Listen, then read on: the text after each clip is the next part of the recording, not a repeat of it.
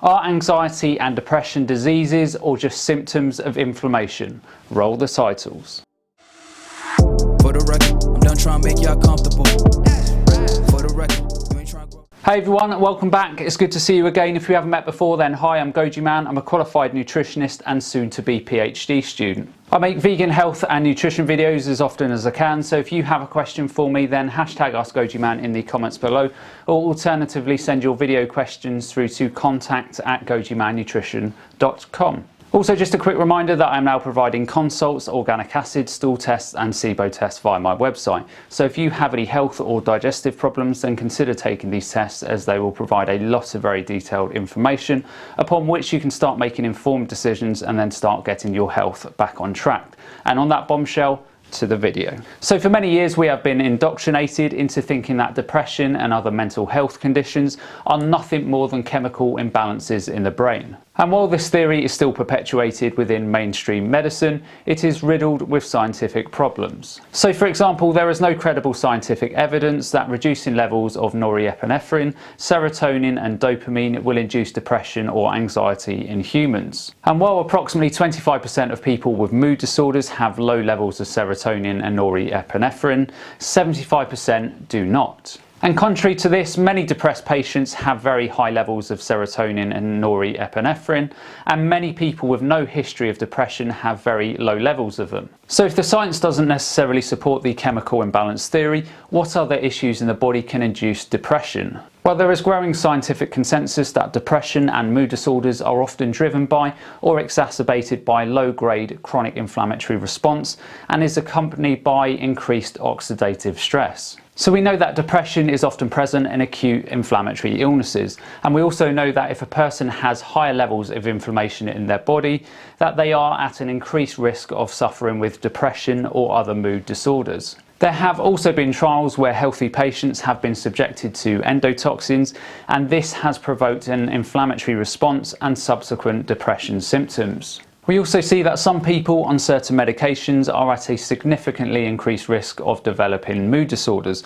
So for example, interferon used to treat hepatitis C or many contraceptive medications can induce depression issues, as can many antibiotics. And finally, but not always, you generally see that those who are cured of depression or are in remission, whatever you want to call it, are often free of inflammatory markers in their body. Okay, Goji Man, but I have taken antidepressants in the past and they helped. What is your response to this? So I do think that antidepressants work for some, although their benefits are massively overplayed.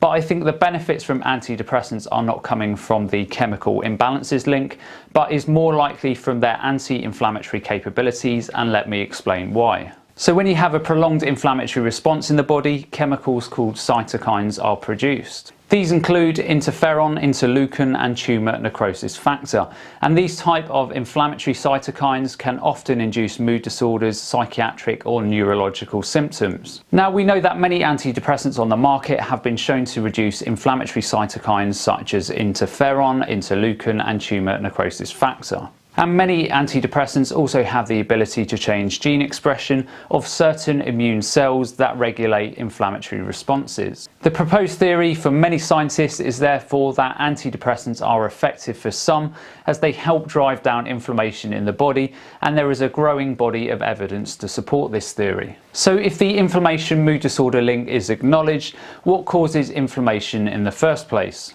Well, inflammation is caused by a number of different factors. Poor diets are an obvious one, so high amounts of processed refined foods, low amounts of omega-3s, high amounts of processed refined sugars and rancid fats can all increase inflammation in the body. If you are overweight or obese, this can also significantly increase those inflammatory cytokines, which can fuel low mood in the body. Another massive one that I always talk about on this channel is gut health. So for example, changes in our gut flora, or if leaky gut permits endotoxins called lipopolysaccharides to escape the gut and enter the bloodstream, where they can then provoke the release of inflammatory cytokines. So 2 videos ago I talked about stress and the impacts of stress on the gut, and also the sympathetic and parasympathetic nervous systems. So we know that psychosocial stress stimulates pro-inflammatory cytokines such as interferon, interleukin and also tumour necrosis factor. Another common cause of inflammation in the body is physical inactivity. You will often hear that exercise for many is an effective treatment for depression and often much more effective than antidepressant medications. Exercise releases anti-inflammatory substances in the body that can drive down those inflammatory cytokines. One of the most often overlooked causes of inflammation in the body is not getting sufficient sleep. Poor sleep patterns have been shown to increase inflammatory markers, even in people that are otherwise healthy. So for me, one of the biggest drivers of inflammation that I see is chronic infections in the body and gut, such as C. diff, SIBO, Candida and H. pylori infections, all of which are massive drivers of inflammation. Now, the final area that can often drive inflammation in the body is the lack of vitamin D. Vitamin D modulates immune response to infection, including reducing inflammatory markers interleukin and tumour necrosis factor. So this is all very well, but what can you do if you are currently suffering with anxiety, depression or other mood disorders? Well, obviously the first thing that you need to do is speak to your doctor. Beyond this, it's important that you adopt an anti-inflammatory diet and lifestyle. Plenty of sleep, exercise and lots of nutrient-dense anti-inflammatory plant-based foods and plenty of sunshine. And you obviously want to give the gut sufficient fibre and fermented foods so that you can produce high amounts of short-chain fatty acids and the subsequent neurotransmitters. So if you have tried these approaches and they have not worked, then it is really important to investigate any root causes of inflammation in your body. So if you have digestive issues, brain fog, skin issues, cognition issues, etc., then where are these problems coming from? And in this context, you can take the organic acids, the stool test and SIBO test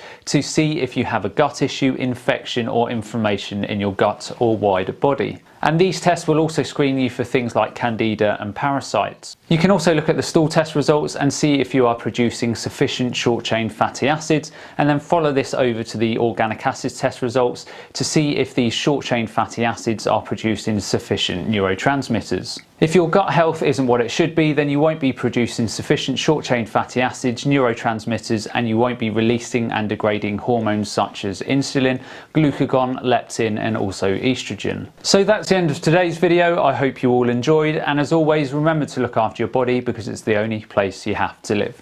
And I'll see you next time.